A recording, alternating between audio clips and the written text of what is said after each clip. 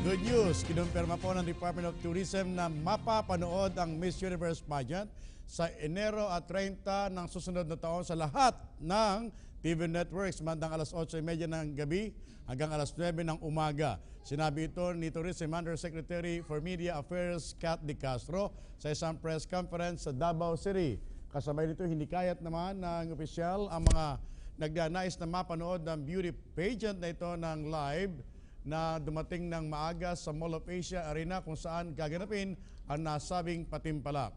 Mayroon na rin naman isang interagency task force na binubuo ng DOT, PNP, AFP, DILG, DOTR at DOF na kung saan magtitiyak sa maayos sa daloy ng patimpalak.